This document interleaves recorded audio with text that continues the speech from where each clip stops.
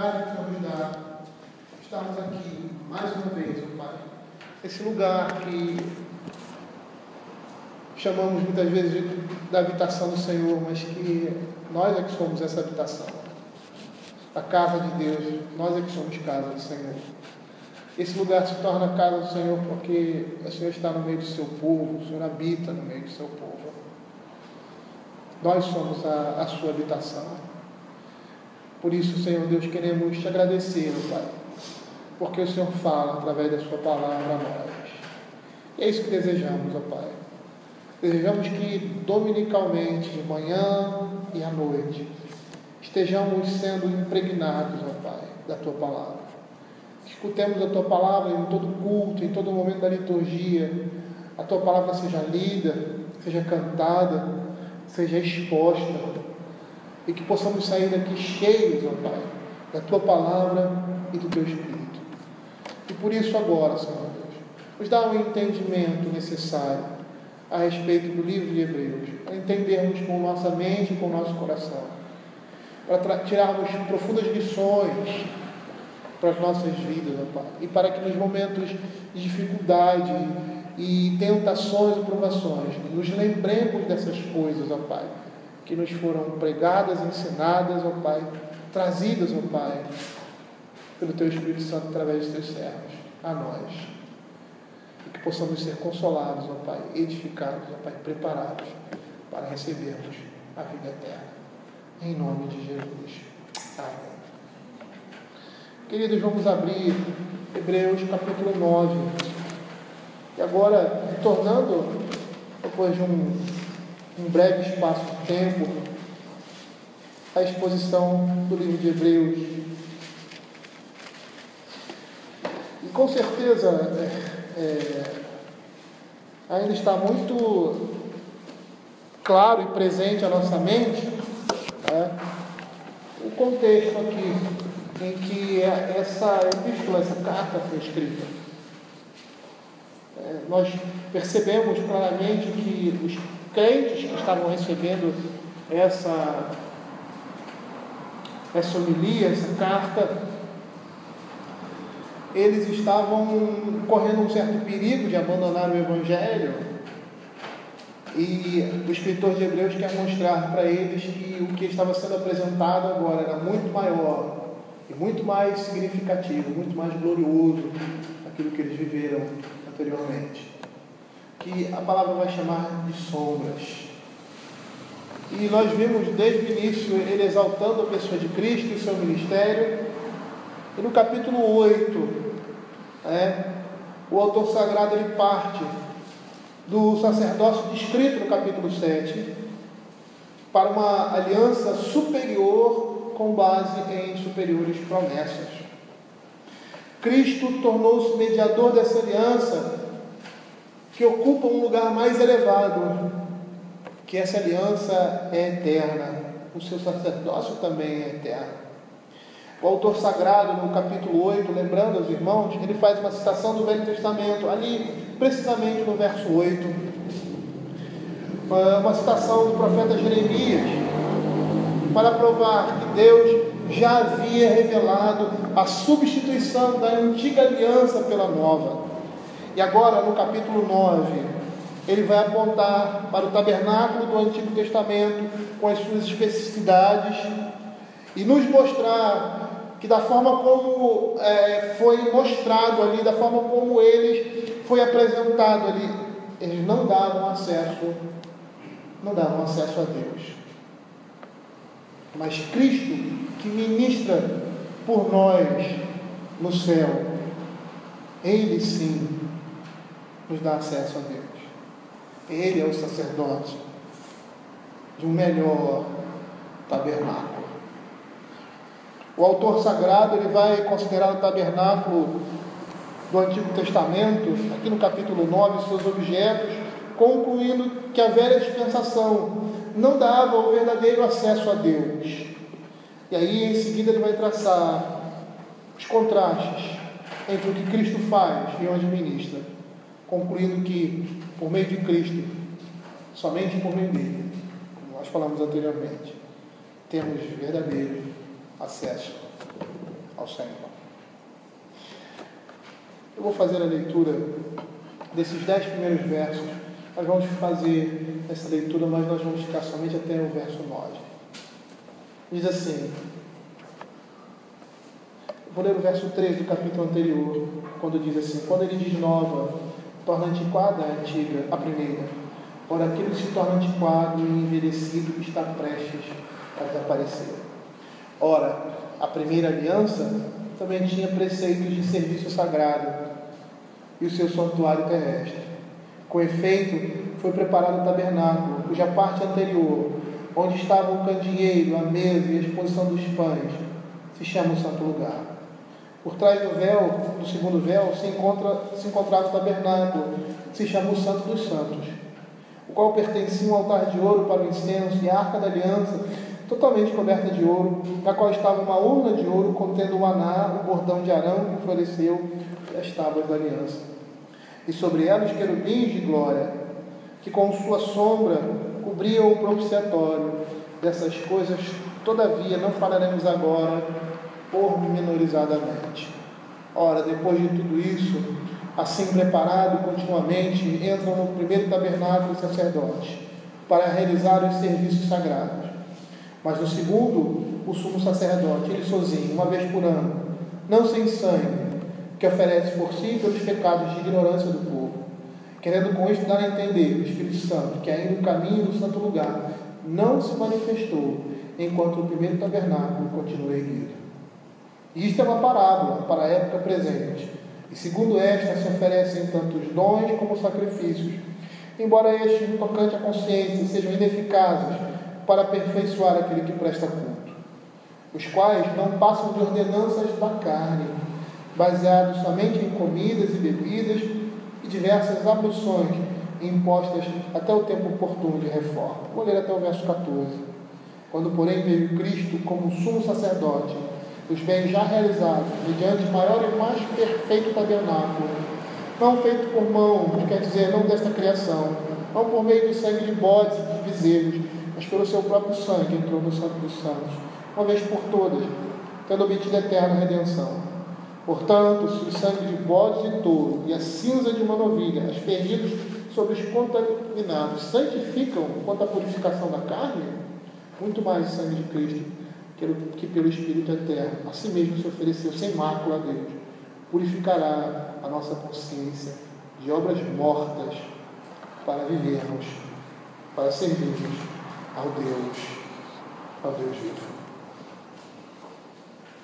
Eu vou dizer isso na exposição, mas gostaria de chamar a atenção dos irmãos, até mesmo para quando passarmos, vamos passar rapidamente pelos primeiros 5 versos, tá? Do verso 2 ao verso 5, onde o tabernáculo ali no Santo dos Santos, no Santo Lugar, são descritos.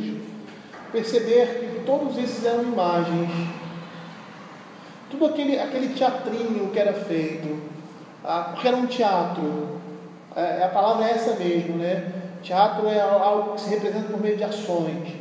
Essas coisas eram figuradas,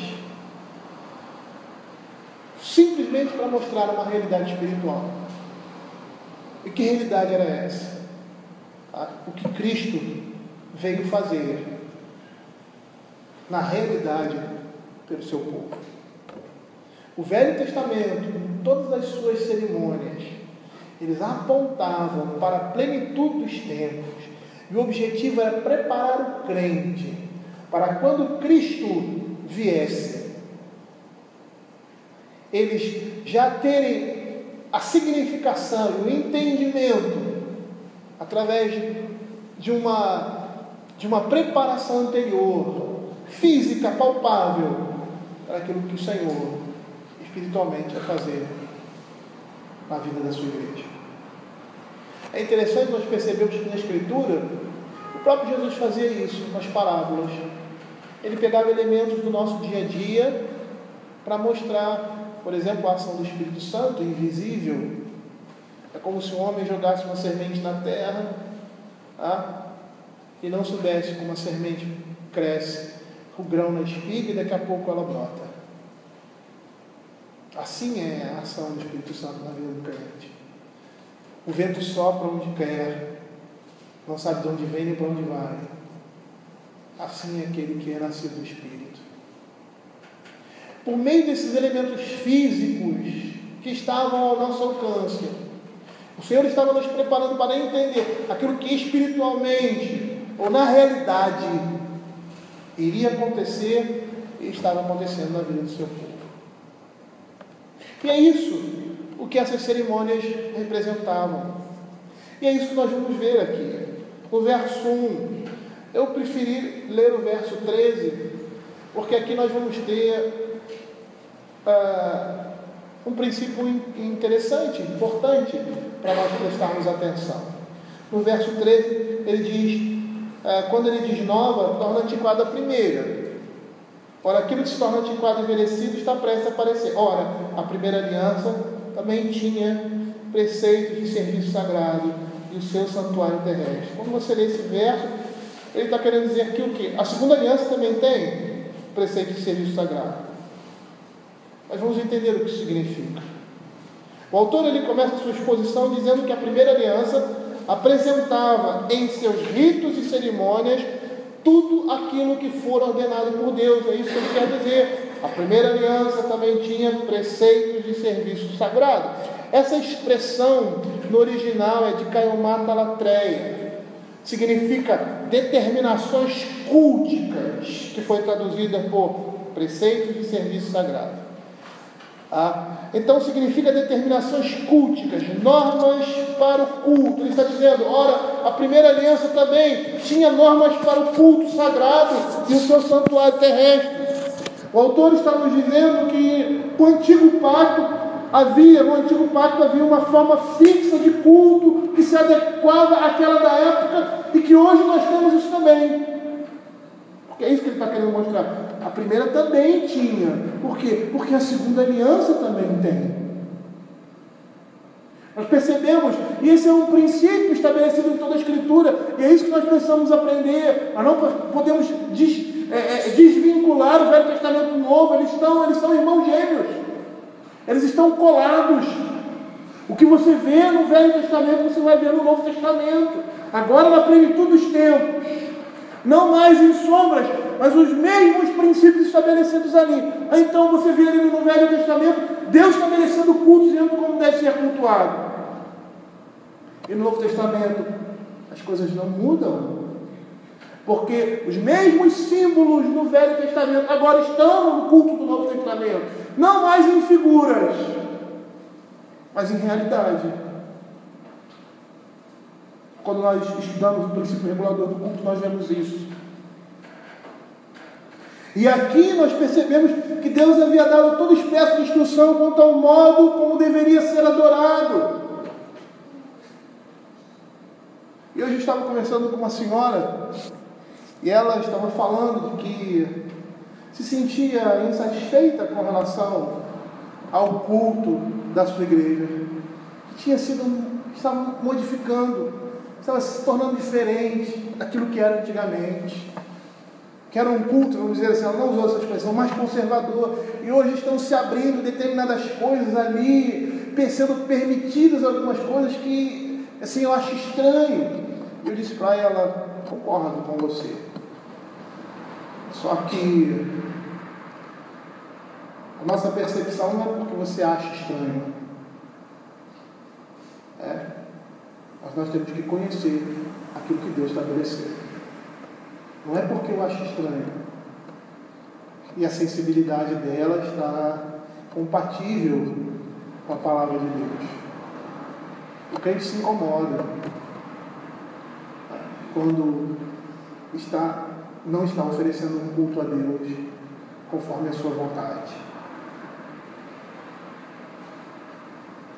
E ele disse para ela, mais do que isso, nós precisamos saber o que Deus prescreve para a sua adoração. Como Ele deseja, como Ele quer ser adorado. Não é através das nossas pretensões ou das nossas perspectivas. Se você olhar, por exemplo, para alguns templos hoje, você vai ver a suntuosidade Ou vê lá a catedral lá, Pedro, né? Como ela foi construída. Você entrar lá é uma riqueza só, é uma suntuosidade só. Em muitas igrejas antigas. E aí você vai olhar o tabernáculo. Você vai olhar o templo ali em Jerusalém. Apesar de ser uma obra grandiosa, de se usar alguns ornamentos de ouro, e essas coisas todas apontavam para a santidade de Deus. Mas você vê simplicidade. Você não vê pomposidade. A simplicidade da própria pessoa de Cristo. Do culto. Quando ele diz, não vai ser nem no Monte Gerizim, nem aqui em Jerusalém. Nós vamos adorar em qualquer lugar. Porque o Senhor é adorado em espírito, e é isso que Ele quer, ser adorado em espírito e em verdade. Não são as nossas concepções, mas aquilo que Deus estabeleceu. As prioridades. O culto aqui, que ele se refere inicialmente, era em uma tenda, um santuário, localizado na terra. E com isso ele está querendo mostrar que todo o sistema de tributar culto a Deus, que consistia de sacrifícios, abluções e outros símbolos, juntamente com o santuário, estava conectado ao antigo pacto. Esse santuário, ele chama de santuário terrestre, apesar de ser celestial quanto ao seu significado. Por quê? Porque ele representava ali o trono de Deus. Ele representava a presença de Deus. Ele representava aquilo que você vê ali em Apocalipse, os anjos, os 24 anciãos, os crentes, que foram mortos, chegando diante do Cordeiro e adorando o Senhor Todo-Poderoso no seu trono. Era isso que aquele tabernáculo simples, aquela tenda simples, demonstrava a grandiosidade da habitação de Deus, que a palavra de Deus diz que Ele habita em luz inacessível. Aquele santuário ali terrestre, simples, demonstrava como o nosso Messias, um homem simples. A Escritura diz que não havia nele beleza nenhuma. Ele não chamava atenção para si pela sua beleza, mas que nele habitava toda a plenitude. A plenitude de Deus. Aquele santuário, apesar de apontar para algo que era celestial, era de caráter terreno. Por isso é classificado como um elemento do mundo. Ele é chamado de terrestre, ou seja, aquilo que pertence ao mundo. E aí no verso de 2 a 4, nós vamos ver o autor sagrado fazendo uma descrição sintetizada do tabernáculo, que era dividido em duas partes, o santuário e os santos dos santos. E em cada parte, o autor nos apresenta seus objetos próprios. E a primeira menção que nós temos aqui no verso 2, é a menção do santuário que se encontrava perto do átrio do povo. Era o santuário, o santo lugar. Era onde os levitas entravam. Mas existia um outro nível, onde somente o sumo sacerdote entrava. Olha o que o texto diz: com efeito, foi preparado o tabernáculo, cuja parte anterior, onde estava o candeeiro, a mesa e a exposição dos pães, se chama Santo Lugar. Por trás do véu se encontrava o tabernáculo, que se chama o Santo dos Santos. Percebam que no verso 2 ele mostra ali esse santo lugar, o lugar anterior ao Santo dos Santos, que somente o sumo sacerdote entrava uma vez por ano. E os elementos que estavam ali, cada elemento desse apontava para Cristo e para a sua obra.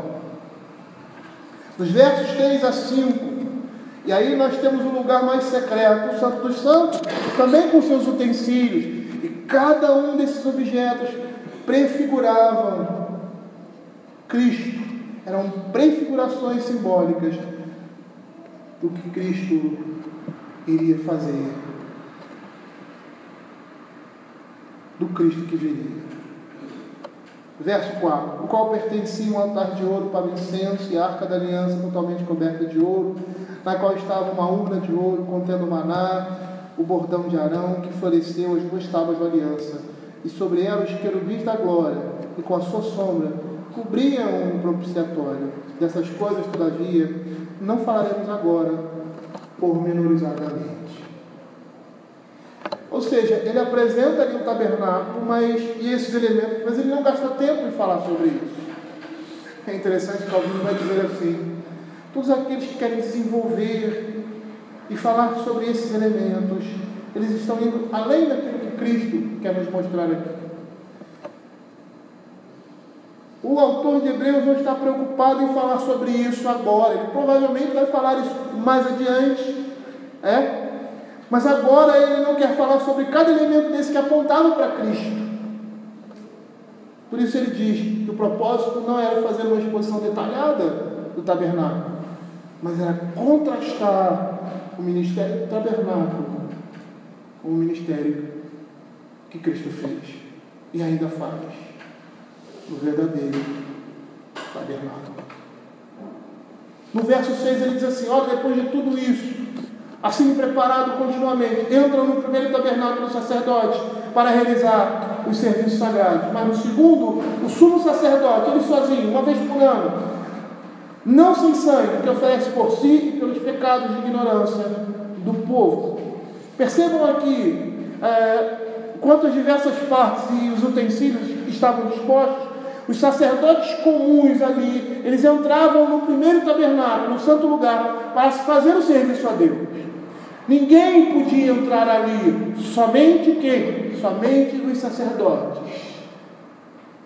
Somente eles poderiam entrar ali no santo lugar.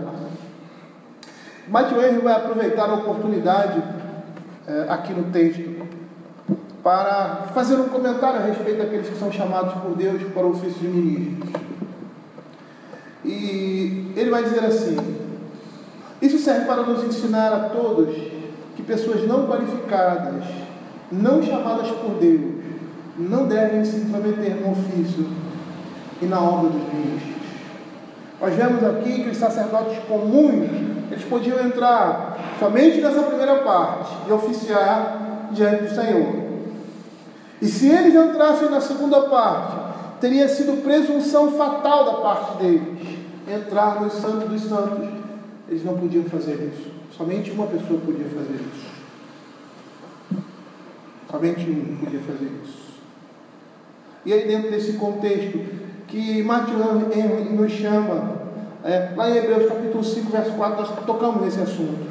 Ninguém, pois, toma esta honra para si, senão quando chamado por Deus, como aconteceu com Arão. Eles foram chamados por Deus. Por quê? Porque eles representam Cristo. É Cristo quem escolhe os seus representantes. Por isso é importante a igreja estar atenta a quem vai escolher para assumir o pastorado e a liderança de uma igreja. Porque eles precisam reconhecer aquilo que Cristo já fez. Eles precisam ver aquilo que Cristo, a quem Cristo já elegeu no meio do povo. Aqueles aos quais foram chamados para esse ofício.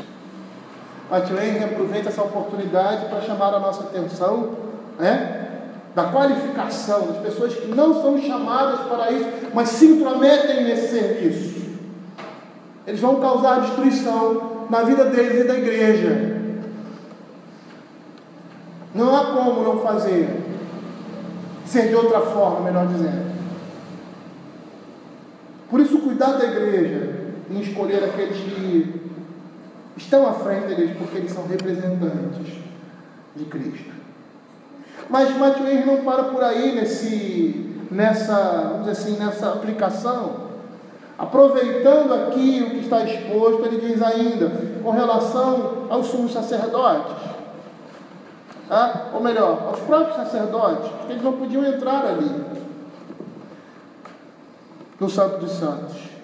Eles ficavam confinados ao seu ministério, que era atrás do véu. Depois do véu, somente um poderia entrar.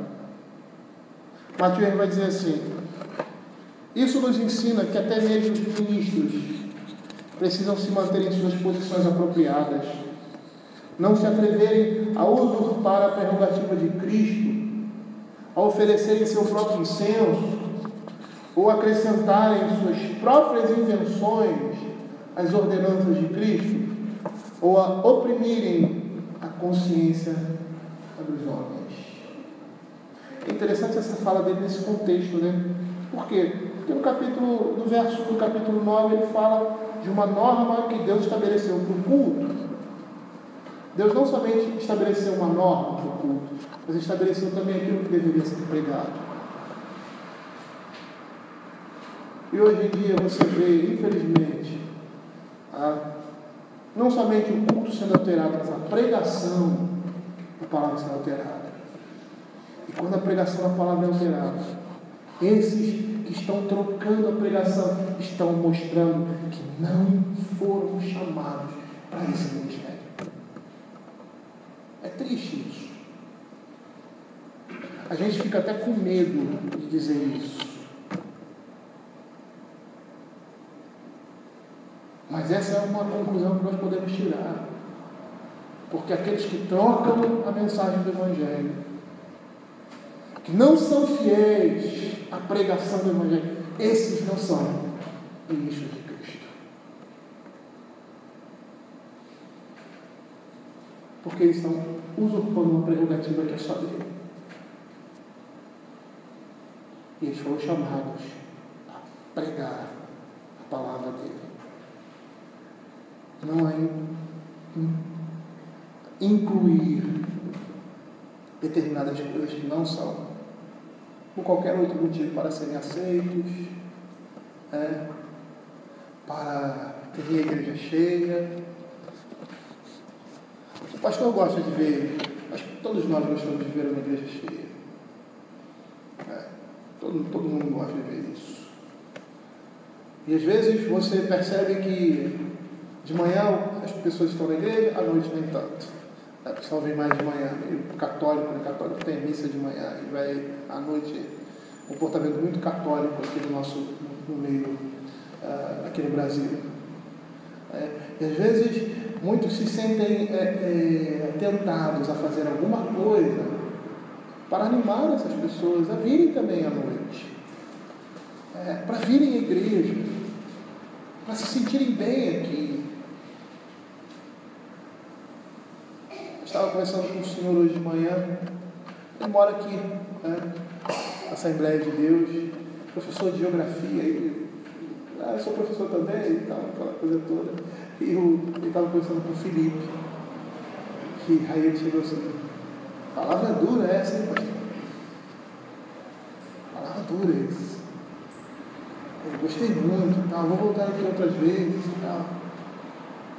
Mas a primeira coisa que ele falou: palavra dura essa.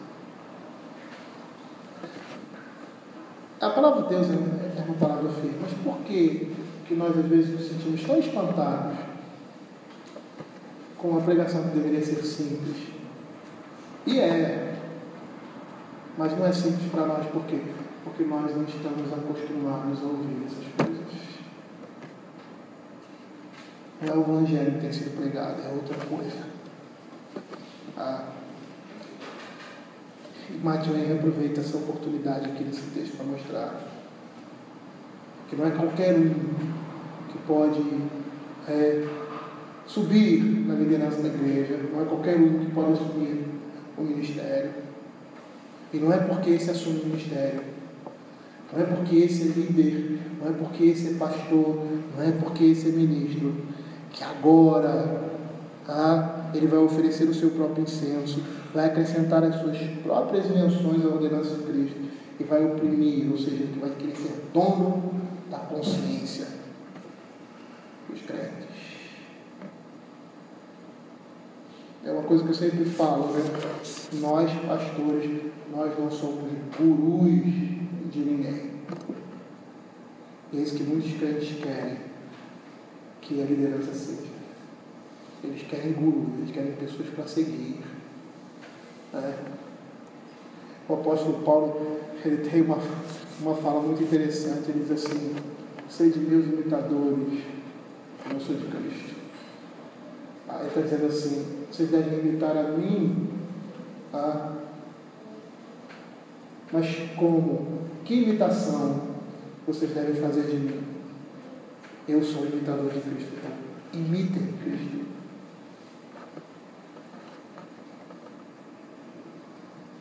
No verso 7, a palavra diz assim: mas no segundo sumo sacerdote, ele sozinho, uma vez por ano, não sem sangue, que oferece por si pelos pecados do povo, de ignorância do povo.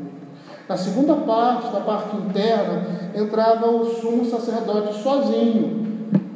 E nós percebemos que essa segunda parte é um emblema, ou seja, uma figura simbólica do céu. O tabernáculo, a tenda do tabernáculo ali, né? Eu não sei se vocês já viram desenhos de como era o tabernáculo. Hoje tem muito isso, é só você botar ali na internet, aí você vê. Você olha uma tenda simples, uma tele de animais, né?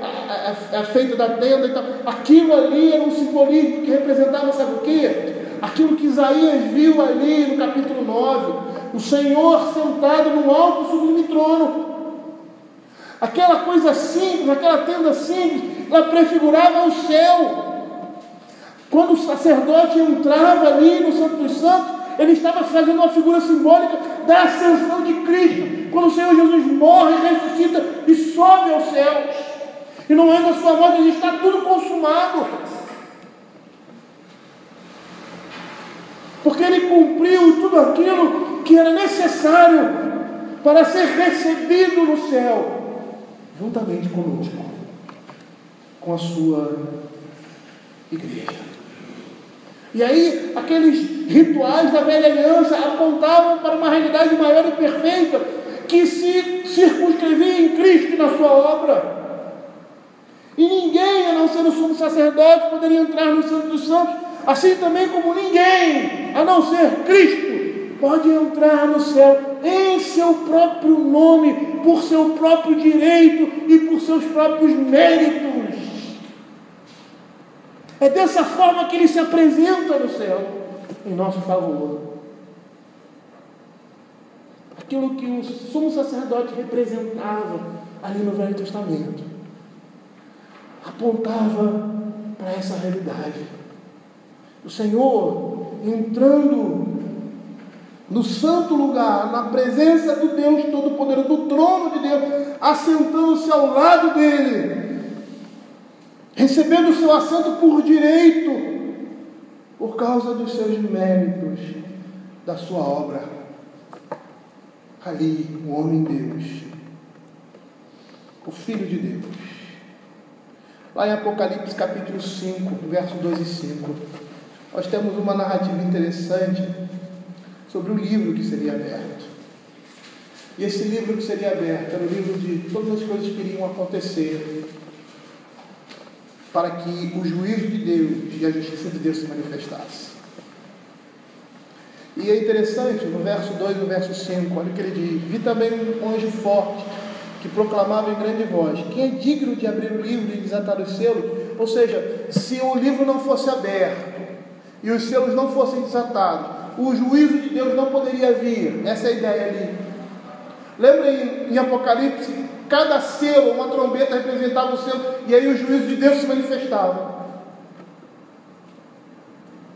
E esse livro precisava ser aberto, ou seja, o juízo de Deus precisava ser derramado.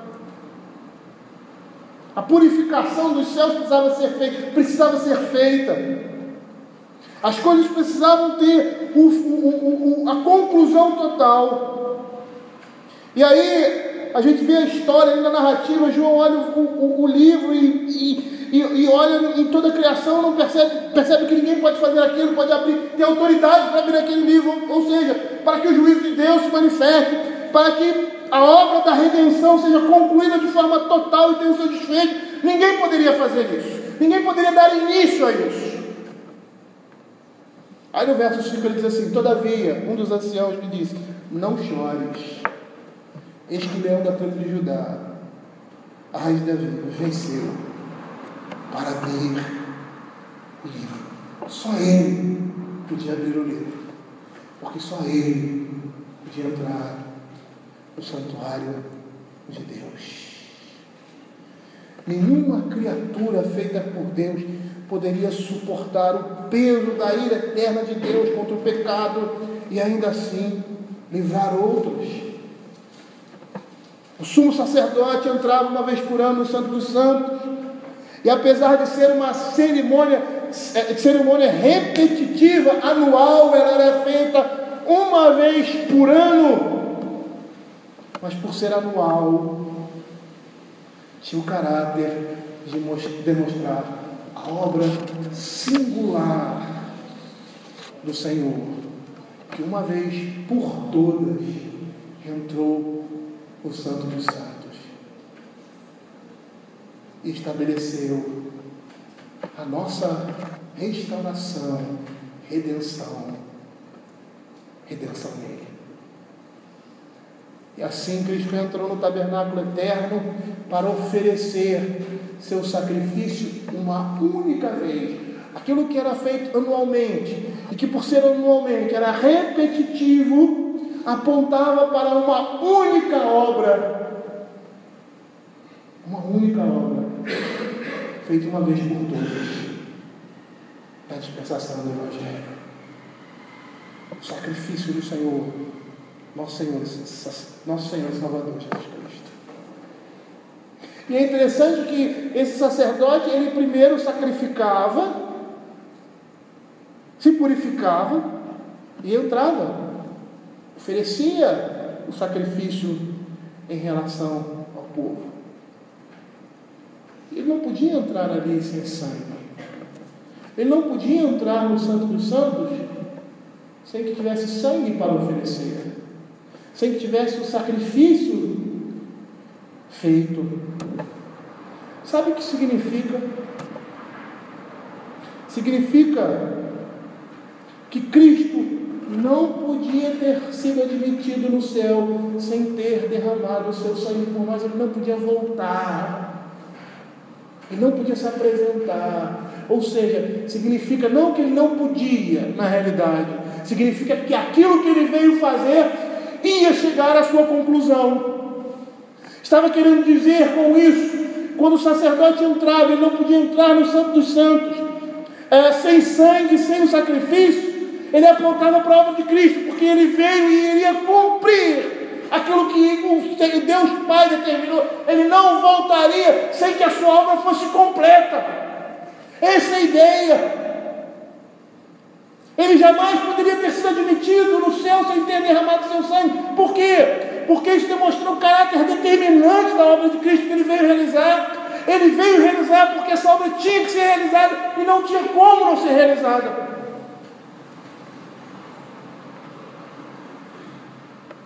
A certeza de que aquilo iria acontecer de qualquer forma. E dessa feita mostrar o caráter determinante da obra de Cristo.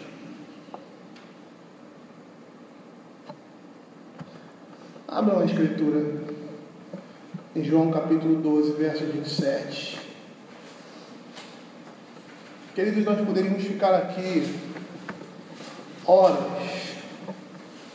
deliberando, apresentando as semelhanças, ou seja, as pontes do que significava o ritual ali no Velho Testamento com o Evangelho.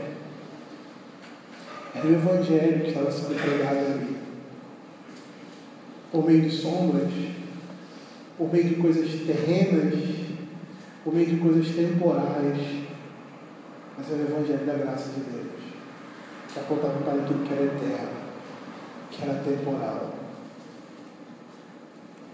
João capítulo 12, verso 27, o Senhor Jesus dizendo assim: agora está angustiada a minha alma, o que direi eu? Pai, salve-me desta hora, mas precisamente com este propósito: vim para esta hora. Não havia como o Senhor Jesus Cristo não morrer pelos nossos pecados. Não havia como não voltar a apresentar o sacrifício diante do Senhor em nosso favor. Marcos capítulo 8, verso 31. Então começou ele a ensinar-lhes que era necessário que o Filho do Homem sofresse muitas coisas, fosse rejeitado pelos anciãos, pelos principais sacerdotes e pelos escribas, fosse morto e que depois de 3 dias ressuscitasse. Quando ele diz aqui que é necessário, a perspectiva não é como a nossa. É necessário que isso aconteça. Não. Porque não pode acontecer outra coisa além daquela. Não há como não acontecer aquilo. Não há como fugir dessa realidade determinante. A economia divina.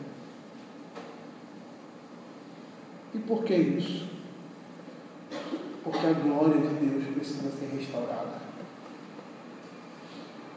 A glória de Deus precisa ser restaurada. E nessa glória, a salvação do pecador. Era a santidade de Deus que estava sendo ali requerida. A morte de Cristo. Ele estava glorificando o Senhor. Ele disse isso. Glorifica a mim. Aí uma voz: eu já glorifiquei, e aí eu glorificarei. Ele ia glorificar o seu nome na pessoa do Senhor Jesus. Marcos capítulo 10, verso 45. Porque o Filho do Homem não veio para ser servido, mas para servir e dar a sua vida em resgate por muitos. Ele é o Cordeiro que foi morto antes da fundação do mundo. Não havia como nosso Senhor Jesus não derramar esse sangue. É por isso que nós dissemos anteriormente que o sacerdote não podia entrar sem sangue na presença de Deus. Ou seja, ele tinha que fazer o sacrifício para entrar na presença de Deus. A mesma coisa Cristo tinha que fazer o sacrifício para poder voltar à presença do Pai.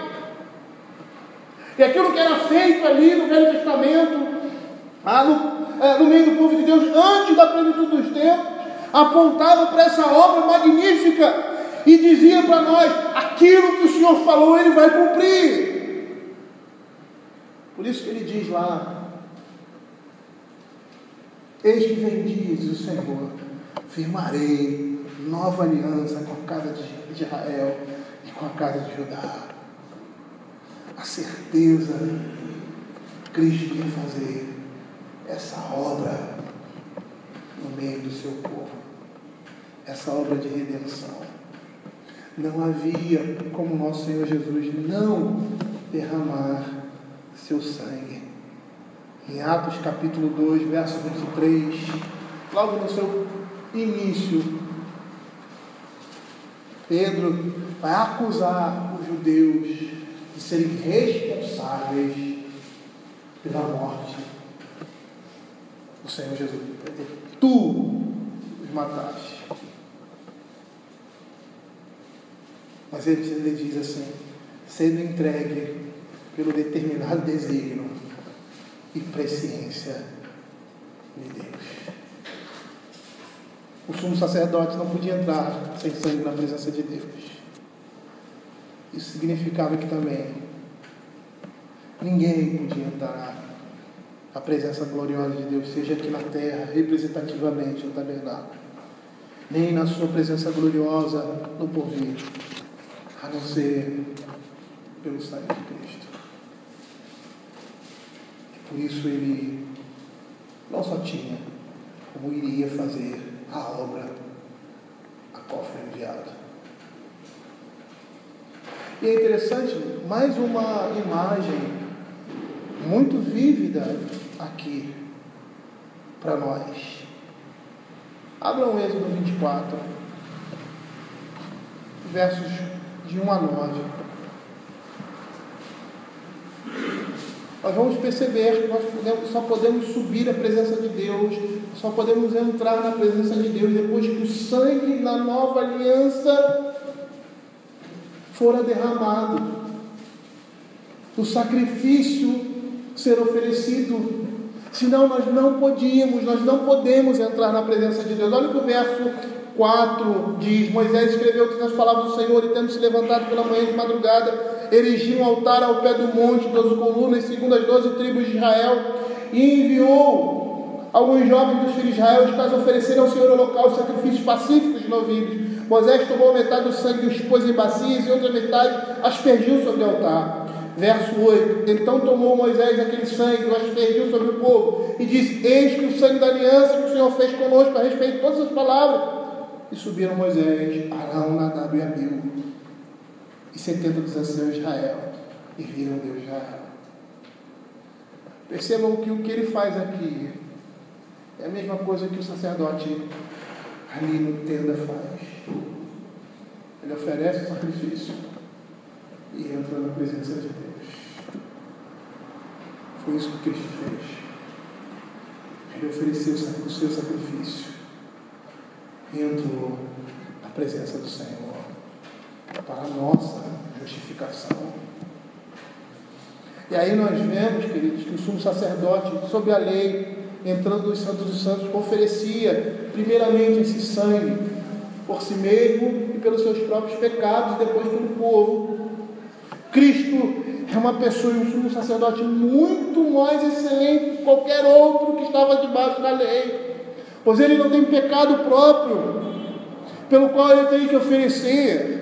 E Mateus vai dizer que essa passagem vai nos ensinar que ministros, quando em nome de Cristo intercedem por outros, precisam primeiro aplicar o sangue de Cristo a si mesmo para o seu perdão. Todos nós somos assim. Nós jamais podemos entrar na presença de Deus sem que o sangue de Cristo esteja sobre nós, porque é isso que é mostrado. Há necessidade do sacrifício perfeito, há necessidade de derramamento de sangue, há necessidade que o pecado seja justiçado, seja redimido, para que o homem possa entrar na presença de Deus. E isso todo o tempo a palavra de Deus vem mostrando. É impossível a nós termos comunhão com Deus estando em pecado. É impossível. É por isso que o Cordeiro foi imolado e o seu sangue foi derramado sobre nós, para que pudéssemos ter acesso à presença de Deus. Temos as nossas consciências lavadas, os nossos corações purificados pelo sangue de Cristo. Quando o sumo sacerdote oferecia sacrifício por si mesmo, ele não parava aí. O que ele fazia? Agora ele oferecia pelo povo. O nosso sacerdote Cristo, embora não precise oferecer sacrifício por si, mas mesmo assim ele não se esquece de oferecer o seu sacrifício em nosso favor. O Senhor pleiteia diante de Deus os seus méritos, os méritos do seu sofrimento, para o nosso benefício. Os pecados são coisas que deixam a nossa consciência culpada. E essa nossa consciência, ela só pode ser lavada pelo sangue de Cristo.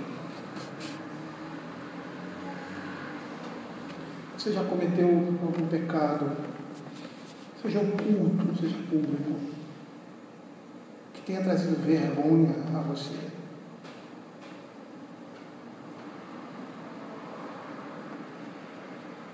Que se alguém descobrisse, ou que se alguém soubesse, seria algo de escândalo e vergonha para você?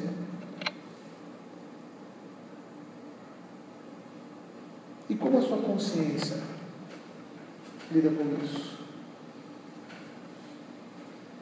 Nós que estamos em Cristo Jesus, temos lavado a a nossa consciência pelo sangue de Cristo. E sabe como isso se manifesta? Não daquela forma como o apóstolo Paulo diz, né? Onde abundou o pecado, superabundou a graça, então não viu o pecado. Não é dessa forma. É através da tristeza que produz arrependimento. É através do coração contrito e abatido. É dessa forma que nós vemos que a nossa consciência está sendo lavada da nossa culpa, porque o nosso pecado foi perdoado em Cristo Jesus. Às vezes Satanás quer colocar na nossa mente: você não foi perdoado, você não foi perdoado. Às vezes, dependendo do feito, do delito que nós cometemos, porque aos olhos dos homens são graves, nós nos sentimos como que não fôssemos perdoados por Deus. Eu preciso fazer alguma coisa. Eu cometi esse pecado, eu preciso fazer alguma coisa. É lógico que todo pecado ele exige reparação. Mas eu não estou falando dessa reparação aqui nesse mundo.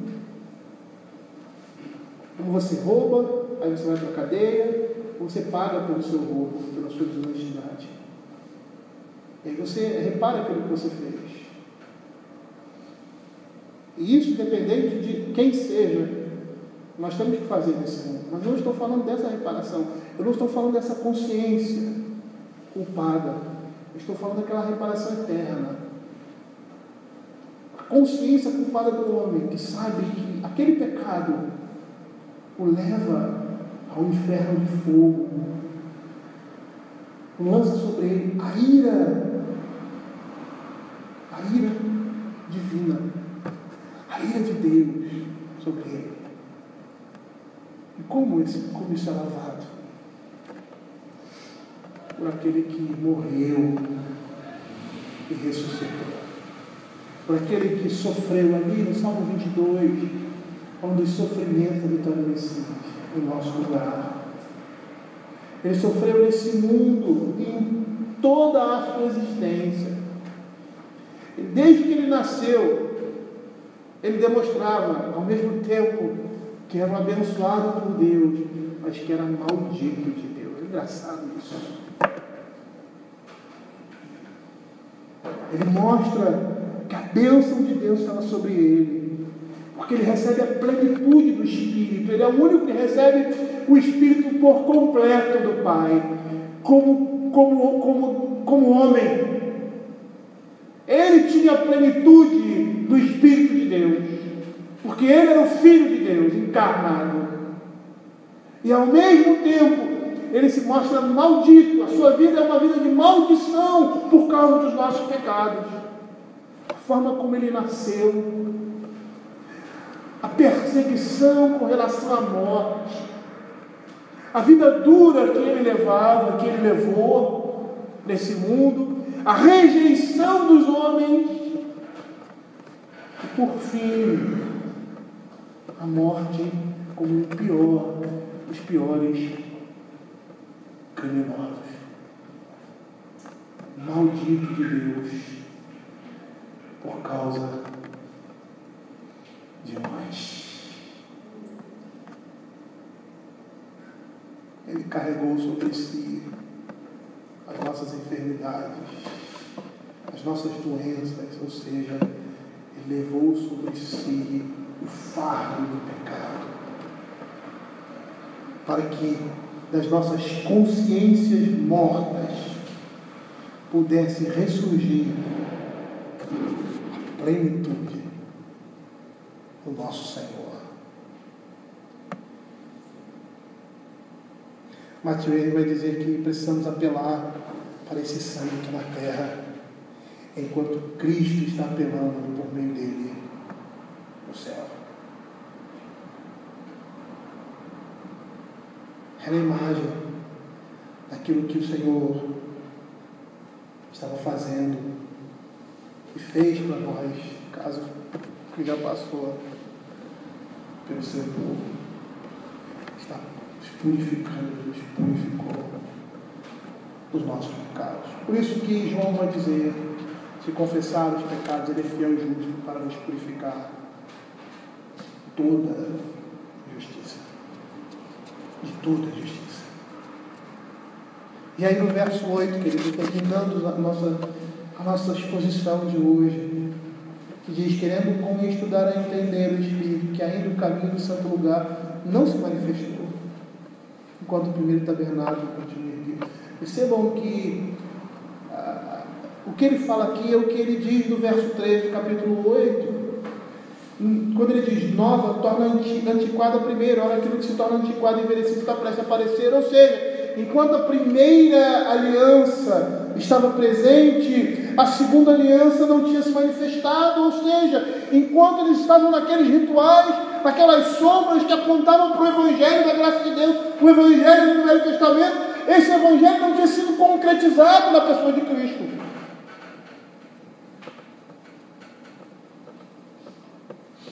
E essa é a lição que Deus, por meio do seu Espírito, nos ensinava através desses tipos.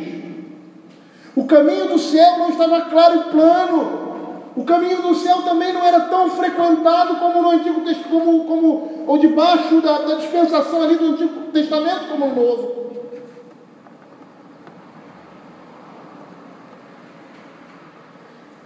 É a honra de Cristo e do Evangelho, a felicidade dos que vivem sobre Ele, que agora a vida e a imortalidade foram trazidas à luz.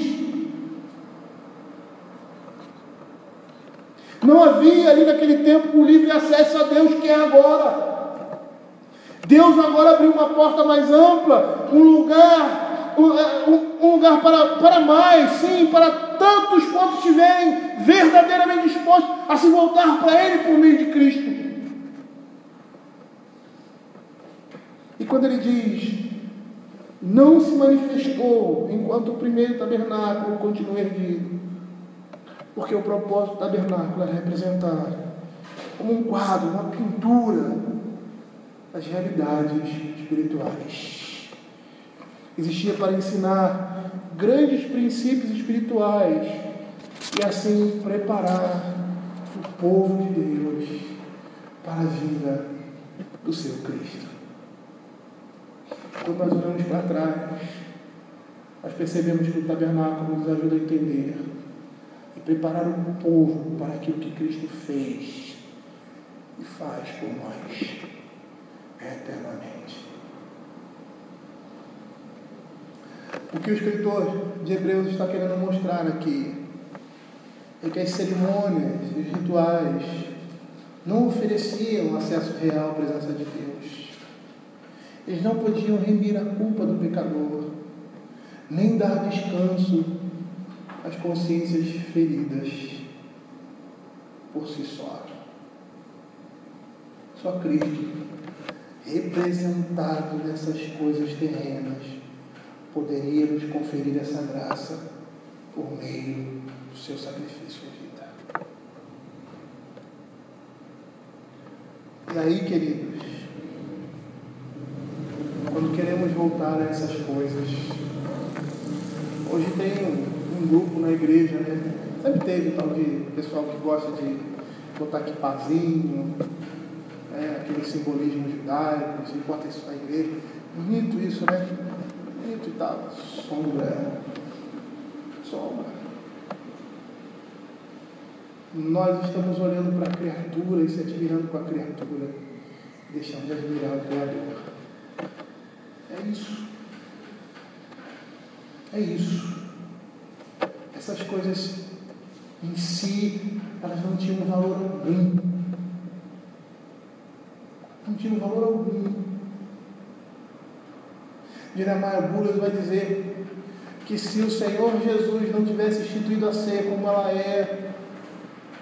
seria uma profanação comparar o corpo de Cristo a um pão e o seu sangue a uma bebida. Mas por quê? Porque eles em si mesmos não têm poder algum. O poder está naquilo que eles representam. para a realidade que eles chamam. Por isso a ceia, ou qualquer tipo de cerimônia, ela é chamada de meio de graça, uma pregação visível, porque nela está contido não a sua essência, a sua substância, mas aquilo que ela aponta. Era isso que acontecia lá no Velho Testamento. E todas as vezes que nós queremos trazer isso para cá, às vezes igrejas que são judaizantes demais, até hoje tem isso. Igrejas que tocam aquele sofá, sei lá como é que chama, aquele berrante judaico, né? Vamos abrasileirar. Aquelas cerimônias, aqueles chapéus, aquelas coisas, toda aquela pompa. Essas coisas nossas não oferecem acesso real à presença de Deus. Nunca ofereceram. Nunca ofereceram. Elas eram instrumentos didáticos na mão do povo de Deus, dados por Deus, numa época específica, para esperar aquilo que aquelas realidades apresentavam. As pessoas olhavam para aquelas coisas e deveriam ver Cristo nelas. Olhar e ver aquele que haveria de vir. Porque somente Cristo, representado nessas coisas terrenas, poderia nos conferir essa graça por meio do seu sacrifício e vida. E aí, quando queremos voltar para essas coisas, quando queremos instituir essas coisas na nossa igreja, tornar aquilo que é palpável, mais importante, aquilo que elas representam,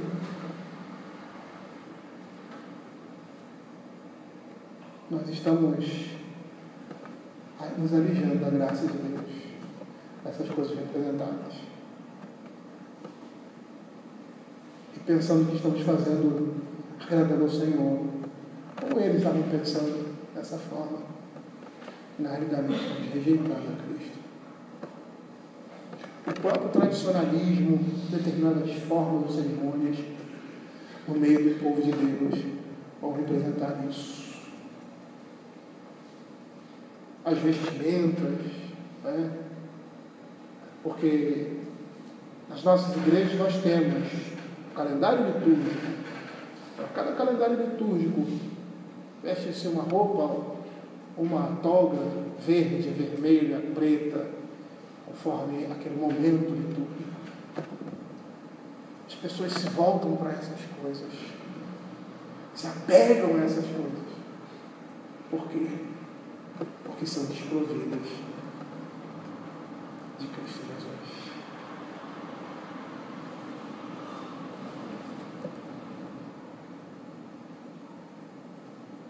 Não é dessa forma que nós devemos cultuar o Senhor. Não é dessa forma que nós devemos prestar culto a Ele. Não é criando, inventando, melhorando, tornando mais belo uma tenda que é feita de pele de animais. Vamos fazer uma tenda aqui mais. É isso que nós fazemos com a palavra de Deus, muitas vezes. Porque a simplicidade do culto, a pregação, a leitura da palavra, essas coisas não despertam o nosso coração pecaminoso. Então nós precisamos saciar o nosso coração, impregnar nosso culto, adoração de coisas espetaculares, para mostrar que Deus está aqui no nosso meio. Aí você olha para a Escritura e você vê o Deus Emanuel. Aquele que se cansava, se sentava para conversar. Uma mulher adulta e pedia água para ela. Que no Getsêmani, pelo seu desespero e sua angústia, dos seus poros caem gotas de sangue. Que se sente apertado diante do seu sacrifício, no momento em que Ele ia dar a sua vida em resgate a nós, seu povo, que andava pela Palestina com os pés sujos, que tinha necessidade de chegar em alguma casa e limpar os pés, como todos os outros, e se cansava, mas que ao mesmo tempo, inexplicavelmente, estava controlando todo o universo. Será que podemos impressionar um Deus assim?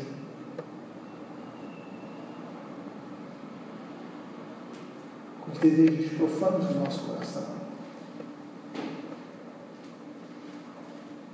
Porque até aquilo que nós temos de bom, Ele colocou em nós. E a única coisa que Ele deseja, a única coisa que Ele exige de nós, é um coração quebrantado e contrito. Se o Senhor se agradasse dos nossos sacrifícios, quem quis disse é Davi, um homem que viveu no meio dessa dispensação, em que essas coisas representavam o Evangelho naquela época. Ele diz, se o Senhor se agradasse somente dessas coisas, eu daria. Mas eu sei que o que Ele quer, o coração contrito e abatido, isso Ele jamais vai desprezar. É isso que o Senhor quer de nós. Vamos orar.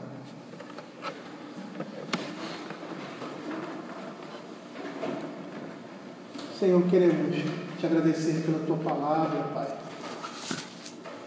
e te pedir que o Senhor esteja trazendo, Senhor Deus, compreensão, entendimento, Pai. A pregação que está sendo trazida.